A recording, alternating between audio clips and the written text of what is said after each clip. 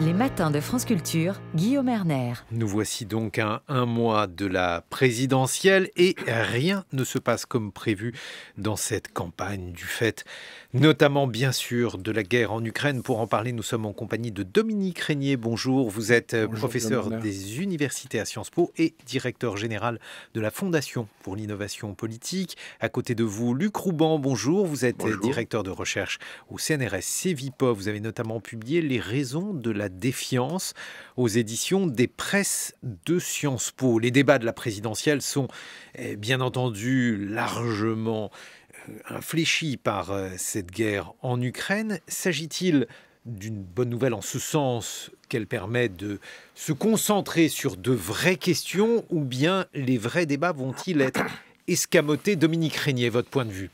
Mon point de vue très personnel, c'est que cette crise dramatique nous réapprend collectivement que la politique est une dimension fondamentale, tragique, et que au fond, les grands enjeux de la politique ont été un peu oubliés dans nos sociétés, heureusement très confortables et très libres, mais que cette condition de confort et de liberté est un résultat de l'histoire très fragile. Et à chaque moment, dans un monde en recomposition, parce que ça c'est l'histoire, c'est la vie de nos sociétés, rien n'est assuré de durer toujours. Et je crois que la politique gagne aussi à retrouver cette perception de cette fragilité, ce risque collectif et la nécessité d'œuvrer à penser la politique comme une activité fondamentale et non pas simplement une sorte de tactique ou de jeu de communication, de posture. C'est heureux parce que quand on a ça, tactique et posture et communication, ça veut dire qu'on est plutôt bien dans la vie, que tout va bien en quelque sorte. Mais ça n'est pas un état durable et on devait le savoir, on devait le réapprendre. Je crois que c'est ce qui se passe aujourd'hui. Luc Rouban. Oui, effectivement, je poursuis l'analyse de Dominique, je la partage totalement. Si vous voulez, on assiste à la réémergence du régalien, à la réémergence de la violence sur la scène politique. C'est une violence politique, c'est une violence militaire, c'est une violence sociale. Je pense que là, on assiste aussi effectivement sur un terrain peut-être plus philosophique à un tournant, c'est-à-dire qu'effectivement, on était quand même dans une représentation du politique fait de ce qu'on appelait la gouvernance, c'est-à-dire de partenariat, de contractualisation, je dirais un monde un peu, effectivement, comme le disait Dominique, pacifié, régulé par le droit. Et puis, on se retrouve avec un pouvoir concentré sur un seul homme ou sur des hommes forts. On se retrouve avec le retour de l'autorité, le retour du souverain, le retour de l'État. Et c'était des questions qui, parmi nos chers collègues, depuis un certain nombre de décennies, ces questions étaient souvent balayées du revers de la main. On nous expliquait que tout ça c'était terminé. Eh bien non, c'est pas terminé. Et effectivement, dans les représentations collectives, même si effectivement cette crise en Ukraine va réduire la dimension habituelle de la campagne présidentielle, on voit réémerger derrière des thèmes extrêmement puissants comme la légitimation de l'autorité, le problème, je dirais plus général, de savoir comment équilibrer à la fois la démocratie du plus grand nombre et le pouvoir de décision d'un seul homme. Bon, mais alors, je vais essayer d'aller à l'encontre de ce que vous venez de dire, Dominique Régnier. Bon, on a conscience effectivement que cette guerre, hélas, nous enseigne à nouveau le sens du tragique. Elle nous rappelle l'existence même du tragique, mais ce tragique n'est-il pas en contradiction avec d'autres aspects qui devraient être au cœur de la présidentielle, des sujets qui sont très prosaïques, mais qui importent bien entendu de l'école aux hôpitaux, bref, toute une série de thèmes qui aujourd'hui ne sont évidemment pas au premier plan. Oui, enfin, la difficulté, c'est que tout ça est vrai en même temps. Et c'est un tout. Ce sera compliqué pour les gouvernants de le faire accepter, même peut-être de le faire comprendre. Mais si on prend l'exemple des grands services publics auxquels nous sommes tous attachés, qui suppose... On n'y est pas attaché, semble-t-il, de la même manière si l'on voit les programmes des candidats aujourd'hui. Oui, mais ils ont un point commun, tous les candidats, et les programmes sont intéressants, mais les candidats ont tous un point commun, c'est qu'ils n'ont pas de réflexion, ils ne veulent pas en avoir, parce qu'ils sont assez intelligents pour l'avoir, mais ce n'est pas quelque chose qui leur convient. Ils n'ont pas de réflexion sur les conditions de possibilité de ces programmes. Si on parle du retour du régalien, et de ces grandes confrontations politiques qui sont là pour toujours maintenant, enfin à l'échelle de nos vies en tout cas, ça signifie des efforts supplémentaires dans le domaine, par exemple, de la défense. C'est pas rien, ça. Ces efforts supplémentaires, pour les financer, on peut supposer, compte tenu de l'état d'endettement de notre pays, 115% de dette sur PIB, on peut supposer que soit il va falloir emprunter davantage, donc expliquer comment c'est possible, ou bien réaffecter des ressources qui étaient affectées ailleurs. Donc c'est... Il y a pas, moi, ce qui me frappe dans les programmes, je les ai regardés, alors je ne dirais pas que j'ai tout regardé en détail, mais j'ai quand même regardé les programmes. Et ce qui me frappe, c'est l'impensé, alors pur et parfait, de la rareté financière. Ça n'existe pas. Chaque candidat sans exception, hein, n'a que des idées de dépenses. Et on peut pas. On vous met devant une proposition de dépenses et on vous dit alors, monsieur le politologue, vous êtes contre, vous? On ne peut pas dire qu'on est contre, c'est impossible. Mais la question, c'est quelle est la cohérence de l'ensemble dès lors qu'on fait l'hypothèse qu'il n'y a pas de rareté des ressources financières, alors qu'elle non seulement il y en a par définition, puisque tout est rare en ce bas monde, mais qu'en plus, chez nous, en France, elle est particulièrement sous contrainte, puisqu'il est certain que nous ne passerons pas de 115% de dette sur PIB à 160% dans les années qui viennent, parce que ça ne serait pas accepté, puisque nous empruntons sur les marchés, c'est une caractéristique de la dette française. Donc, personne ne nous dit, c'est un silence très pudique, comment nous allons faire. Luc Rouban. Oui, je pense qu'effectivement, alors très curieusement, si vous voulez, la crise internationale de l'Ukraine met effectivement en résonance des grands thèmes. Le thème du pouvoir d'achat et le thème de l'environnement, qui sont les deux thèmes principaux d'intérêt des électeurs ou des électeurs potentiels après la crise, après la guerre en Ukraine. Et effectivement, on a, si vous voulez, en matière de pouvoir d'achat, on a tout le débat sur le libéralisme économique qui est en arrière-fond. Sur le pouvoir d'achat, bien entendu, vous avez raison, mais sur les autres thèmes des programmes, par exemple, l'hôpital, il y avait une comparaison hier des propositions des candidats sur l'hôpital dans le JDD. Il était question de savoir s'il fallait recruter plus de personnel, favoriser le basculement vers la télémédecine. Bref, ces choix-là sont des choix importants et cependant, on peut considérer d'une certaine manière qu'ils sont relégués au second plan par la guerre en Ukraine. Oui, c'est vrai, mais si vous voulez, bon, il y a la dimension technique de ces débats qui est souvent assez complexe et on ne peut pas effectivement forcément la développer lors d'une campagne électorale, mais vous avez quand même une orientation globale vers la dépense publique, vers, effectivement, comme le disait très bien Dominique Régnier, l'absence d'une réflexion d'ensemble sur les financements. Alors, évidemment, ça vient en résonance aussi d'une attente des Français pour davantage de services publics et des services publics de meilleure qualité. Effectivement, on est sur un horizon budgétaire extrêmement critique, avec un taux d'endettement absolument historique. On va avoir donc par conséquent un vrai problème à la fois, je dirais, de gestion de cette dette et de redistribution et d'équité dans la distribution de la charge fiscale. Donc toutes ces questions-là sont en arrière-fond. Et d'ailleurs, on le sent bien dans cette présence toujours très forte, je dirais presque des gilets jaunes, c'est-à-dire à la fois le malaise démocratique et en même temps une attente d'équité sociale, de problèmes fiscaux, de pouvoir d'achat. Donc tous ces problèmes-là sont toujours présents.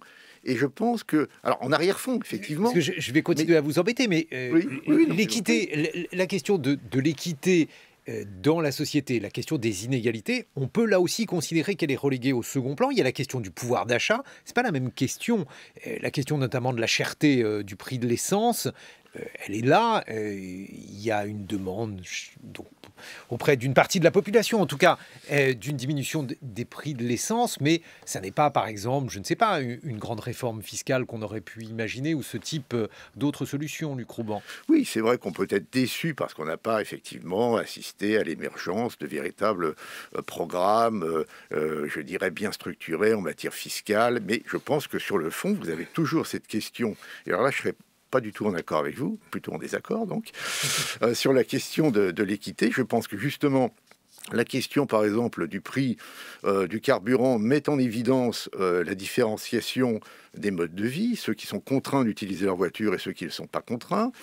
Et donc derrière, toute cette question de l'environnement, de l'économie d'énergie, et au bout du compte, du rapport entre la liberté individuelle et de la sécurité ou de la survie collective.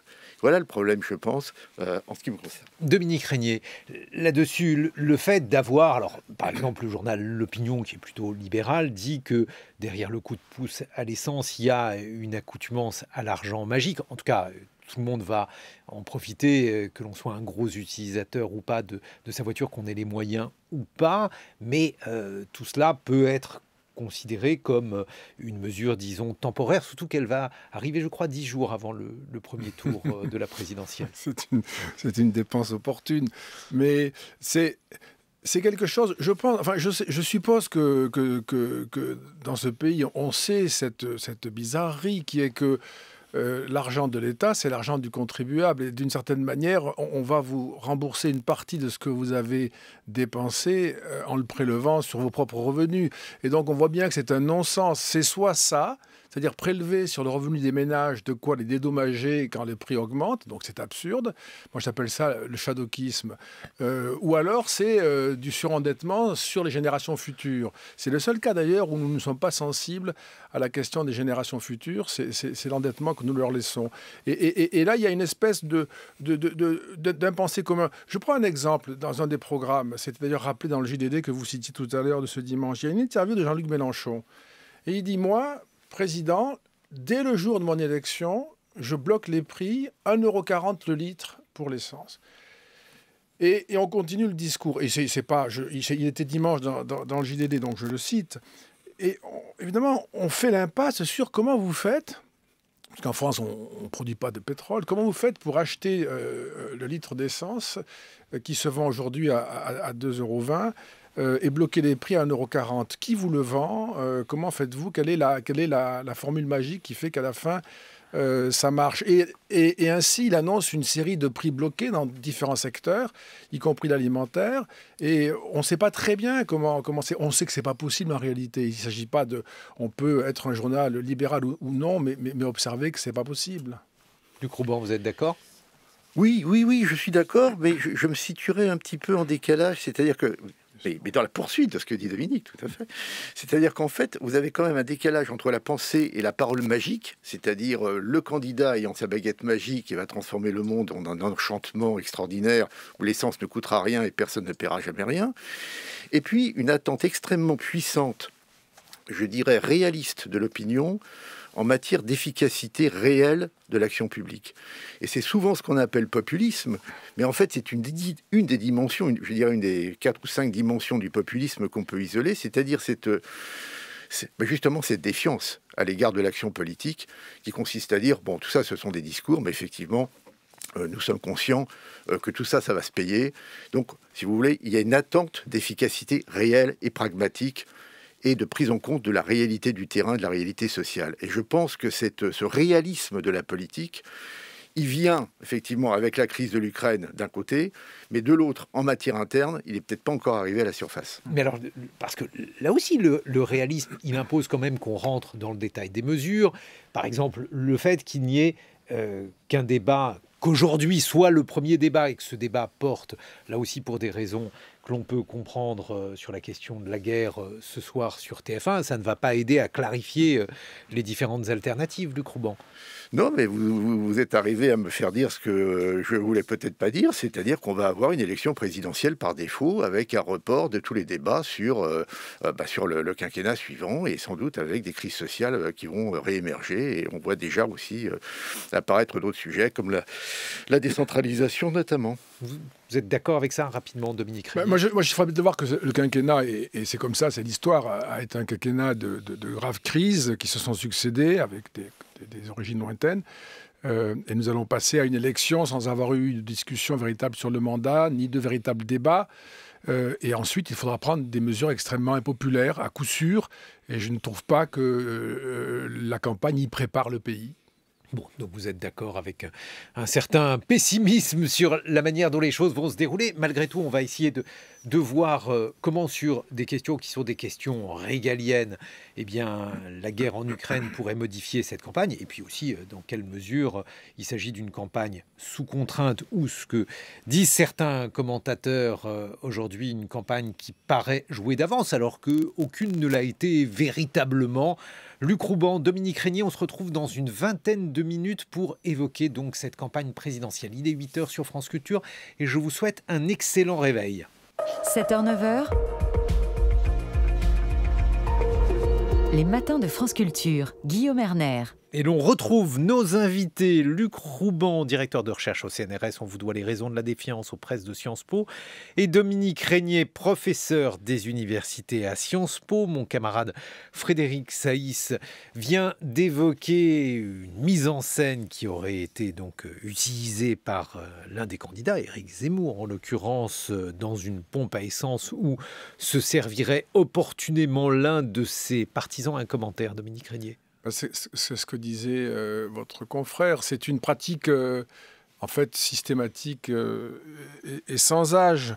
Et en plus, on le voit ici, c'est raté, puisque le commentaire est négatif et le commentaire porte sur la mise en scène. Mais c'est pas nouveau. Et puis, je note aussi que, ça a d'ailleurs été dit par Frédéric Saïs, je note aussi que la visibilité absolue maintenant de tous les candidats, la rémanence aussi sur le web des opérations ratées ou des mots qui sont malvenus, en réalité est en train de fermer le discours démocratique, de fermer l'interaction, de rendre impossible, de forcer à l'étanchéité ou à la mise en scène, parce qu'il n'y a plus véritablement de capacité à prendre de tels risques. Comment peut-on se risquer aujourd'hui si l'on est candidat à une rencontre avec la foule, d'où peut surgir absolument n'importe quelle accusation, n'importe quoi, n'importe quelle interaction, filmée par n'importe qui et diffusée partout sans pouvoir les effacer. C'est absolument impossible. Donc, ce type d'événement ne peut que se multiplier. Ou bien nous aurons des politiques qui vont préparer, et en fonction du pouvoir qu'ils auront, avec beaucoup plus de soin encore, leur sortie, y compris dans leurs interactions avec les journalistes, d'ailleurs, à la télévision ou à la radio. Ou bien nous aurons des outsiders qui vont essayer de bricoler de leur côté, et ce sera souvent raté, parce qu'en effet, ça n'échappe plus à personne, et on peut recouper les images, les photos. On l'a vu pour ce faux client qui avait été reconnu comme étant un des militants d'Éric Zemmour. Luc Rouban. Oui, effectivement, il y a toutes ces dimensions de mise en scène qui devient totalement artificielle et qui déconsidère la parole politique. Mais je pense aussi qu'il y a pire que la distance, c'est la fausse proximité. C'est-à-dire qu'effectivement, on retrouve un peu ce qui était arrivé à Valéry Giscard d'Estaing il y a quelques dizaines d'années, quand il allait chez le citoyen ordinaire rencontrer le Français moyen pour aller déguster une omelette. Bien entendu, tout était préparé dans les cuisines de l'Élysée sous un contrôle étroit. Et donc, ça n'avait pas vraiment contribué à un succès particulier. Et je pense que là, actuellement, et je rejoins un petit peu à ce qu'on entendait aussi tout à l'heure en matière d'attente démocratique des Français. On est quand même à la recherche d'un nouveau point d'équilibre entre justement cette proximité démocratique, cette sobriété, cette simplicité de l'élu, un peu sur le mode scandinave, et quand même aussi la recherche d'une distance. C'est-à-dire qu'on a quand même... Et on le voit très clairement dans nos enquêtes du baromètre de la confiance politique du Cevipof, on voit très clairement, par exemple, que l'image de l'homme fort qui peut prendre ses décisions avec une certaine autorité, sans tenir compte ni des élections ni du Parlement, je cite la formule de la question, on était à 33% de oui il y a 2 ans, on est à 38% aujourd'hui. C'était juste un petit peu avant la guerre en Ukraine, donc ça s'est peut-être encore affirmé. Donc là, il y a un vrai problème, je pense. Et puis, si l'on continue dans ce qui a été évoqué précédemment, là c'était dans le journal, eh bien il y a eu une très vaste enquête, une consultation citoyenne qui a été lancée par France Bleu, qui a réuni plus d'1 million de participants avec 34 000 propositions. Et le trio de tête parmi les priorités plébiscitées dans l'agenda citoyen ont été petit 1, l'exemplarité des responsables politiques, petit 2, plus de moyens au système de santé. On en revient donc à cette question des programmes hospitaliers. Et troisième chose, revaloriser les salaires et les retraites. Est-ce que ce podium vous étonne, Dominique Régnier ? Non. C'est ce que je ne comprends pas, moi, dans cet acharnement qu'il y a à interroger un public et aussi vaste que l'on peut pour lui demander ce qui pourrait lui être agréable. C'est évidemment de revaloriser les salaires, les retraites, d'améliorer les remboursements, d'avoir plus de médecins à proximité, etc. La question, elle ne porte pas sur nos désirs et nos besoins. La question, elle porte sur... La vraie question, elle porte sur nos capacités à y faire face. Pour citer un chiffre qui déplaira à beaucoup, mais depuis un quart de siècle, dans le secteur de la santé, on a augmenté les effectifs de 35%. On les a augmentés de 35%, pour sur la même période une hausse de la population active de 20%. Donc le secteur de la santé a été particulièrement pourvu en personnel. Simplement, il n'a peut-être pas été mis là où on en a le plus besoin. Mais l'idée qu'il faudrait encore recruter, on peut toujours énoncer ce type de désir. Moi, c'est ce qui me paraît le plus effrayant, à dire vrai, Guillaume Erner, dans un tel contexte, c'est que notre débat politique, au fond, je ne le trouve pas raisonnable. C'est une expression de désir avec une déréalisation des contraintes. Il n'y a pas de contraintes, il n'y a pas de limites, il n'y a pas au fond au puits dans lequel nous puisons. Oui, mais alors justement, cela c'est une conséquence, en tout cas une conséquence partielle de ce qui s'est déroulé pendant la crise du Covid, puisque l'appel à la raison qui était fait quelques semaines auparavant, il a volé en éclats. Je suis d'accord. Oui, je partage aussi. En tout cas, je trouve que c'est un événement important, ce qui s'est passé.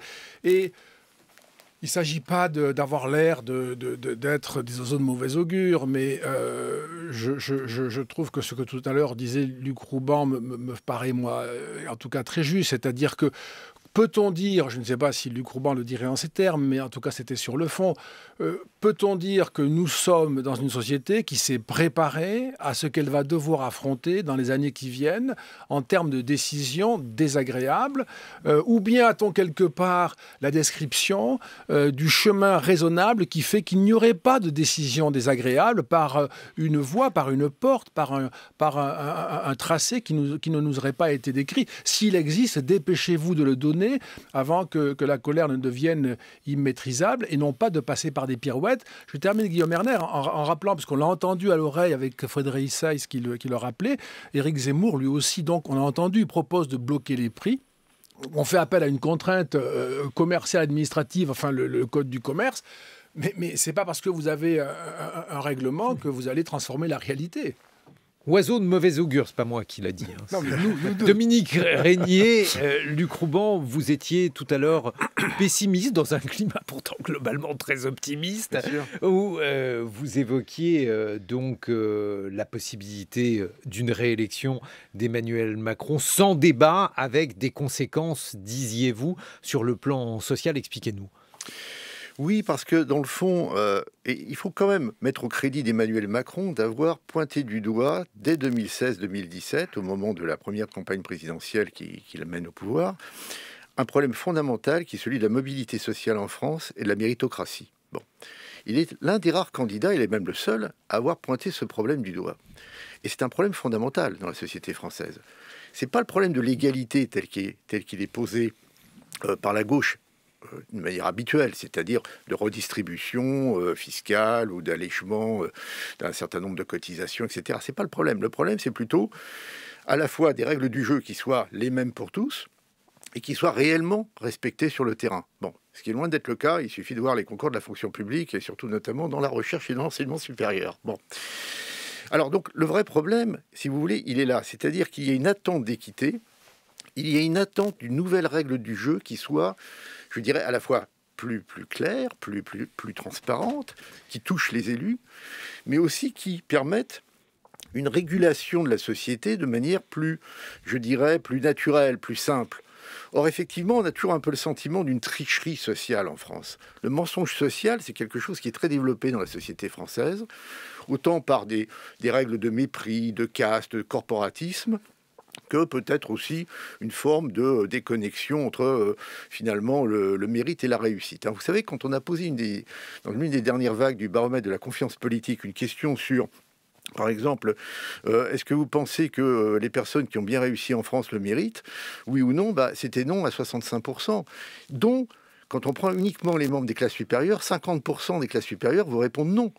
Donc il y a vraiment un problème de reconnaissance sociale, si vous voulez, de justice sociale, mais pas au sens de redistribution égalitaire, si vous voulez. Bon. Donc ce problème-là, il est toujours posé. Alors on a ce problème de fond, qui va gérer et générer l'ensemble des politiques publiques, sociales, etc. D'où l'intérêt aussi, je reviens à l'entretien, à l'intervention précédente de Dominique Régnier, le problème du service public. Parce que dans le fond, le service public, et c'est vrai que l'attachement des Français est très fort pour l'ensemble des services publics. Ce sont les seuls services d'ailleurs en qui ils aient vraiment confiance. Bon, donc l'hôpital, l'école, l'armée, la police. Parce qu'il y a un certain nombre de personnes qui ne sont pas allées se faire vacciner. Oui, mais alors ça, c'est autre chose. Ça, c'est aussi le rejet de la science, c'est aussi le rejet de l'argumentaire positiviste. C'est aussi le rejet de la République, c'est aussi le rejet de la rationalité. Là, on a vu aussi un problème effectivement je dirais, de peut-être aussi de respect des autres, de solidarité, de sentiment de solidarité, etc. Mais sur le fond, c'est vrai que dans le fond, aujourd'hui, on assiste quand même à un décalage entre l'offre et la demande politique, parce que effectivement, vous avez une attente de services publics. Et alors là, je ne serais pas tout à fait d'accord avec Dominique Régnier. C'est vrai qu'il y a eu des recrutements à l'hôpital, c'est vrai qu'il y a eu une croissance des effectifs, mais alors, d'une part, effectivement, alors là, on sera sans doute d'accord, le problème quantitatif, c'est pas le problème qualitatif. Il suffit pas de recruter du monde, il faut encore qu'il soit compétent et sérieux. Bon, voilà. Ce qui est généralement le cas. Qu'on a recruté des gens qui n'étaient pas compétents. On peut se poser parfois la question. Bon, voilà. Donc, non, mais c'est une question vos sources. Non, mais c'est une question qu'on peut poser. Bon. Deuxièmement, le vrai problème aujourd'hui, c'est pas les sureffectifs, c'est le problème justement de recruter des gens compétents et qualifiés. Parce qu'aujourd'hui, la PHP a un déficit de 18% de postes. Ils n'arrivent plus à recruter. Les conditions de travail sont si mauvaises que finalement les bons s'en vont. Et on est obligé de prendre un peu ce qu'on trouve. Donc voilà.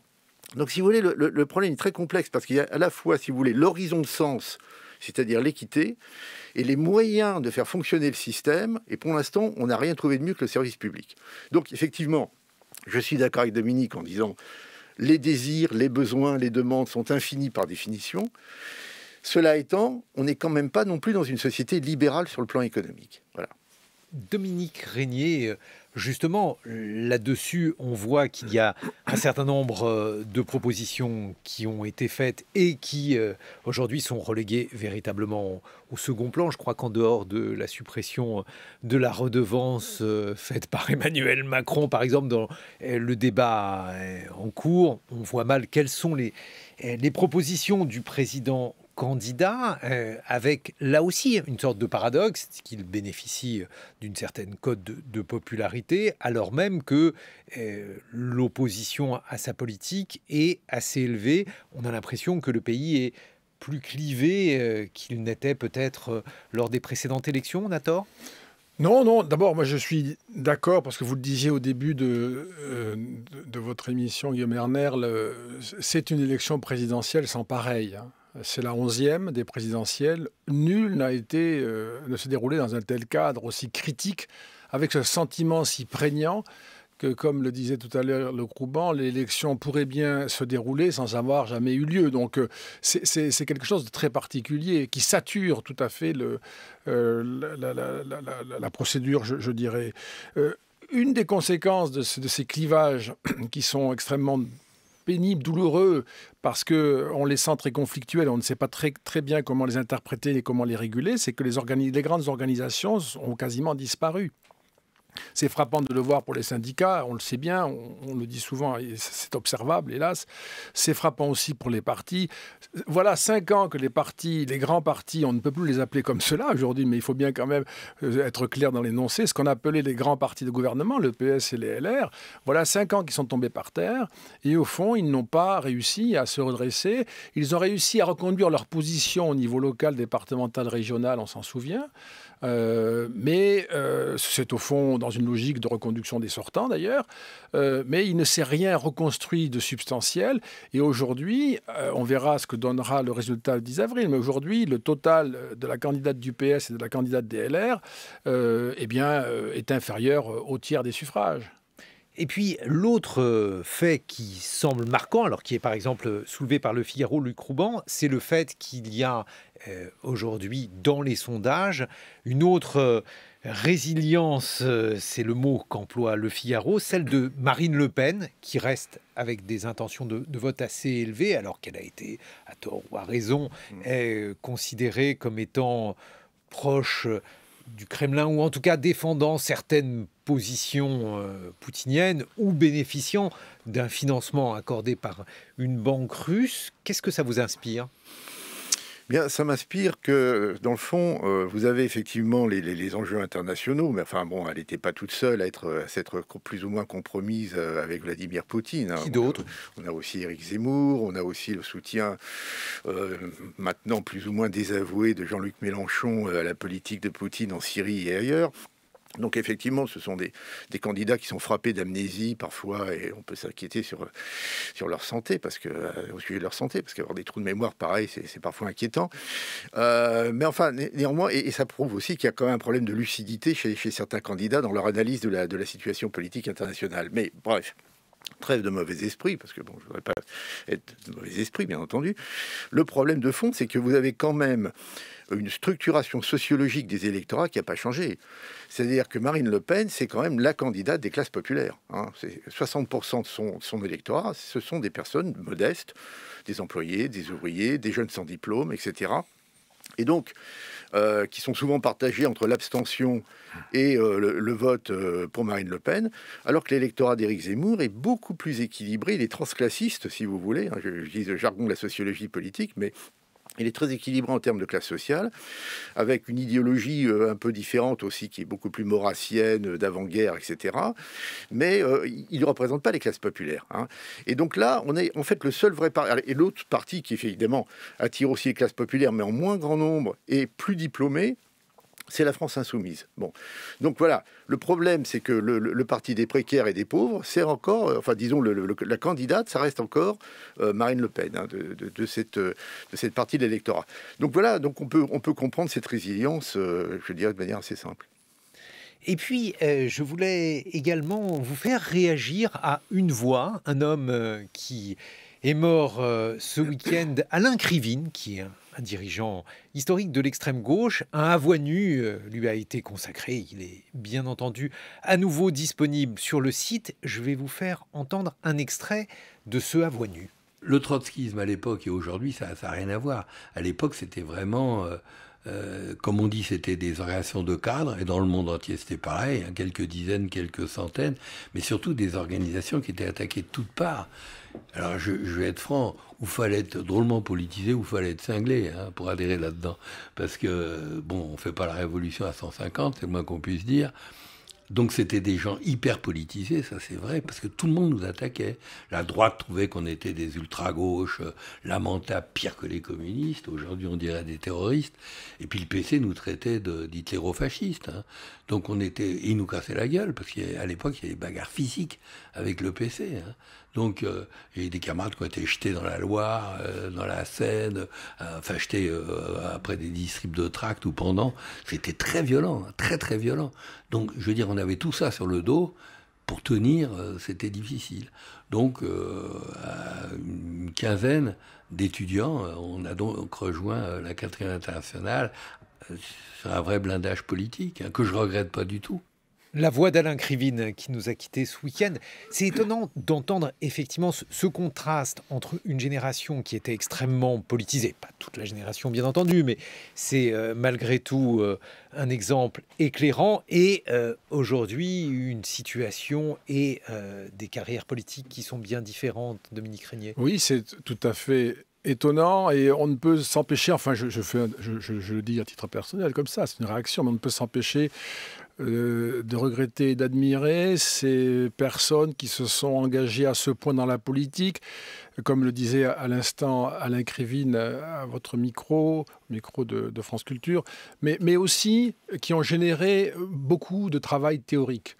Et ce sont des politiques, ce sont des militants qui n'ont jamais cédé à la nécessité de lire, de travailler, de discuter, de formaliser, et qui représente d'une certaine manière une politique aujourd'hui disparue et qui, ça peut paraître surprenant, mais qui, de mon point de vue, aujourd'hui nous manque beaucoup, fait défaut dans un monde aussi dangereux, aussi bouleversé. Comment s'en sortir collectivement sans avoir une multiplication d'efforts théoriques et la capacité de nous disputer ensemble.